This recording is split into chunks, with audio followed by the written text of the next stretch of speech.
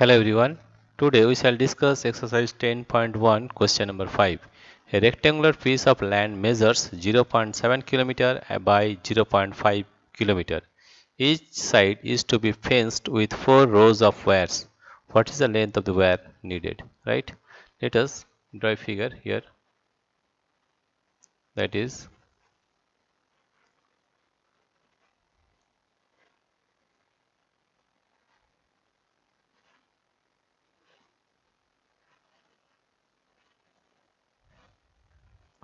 this is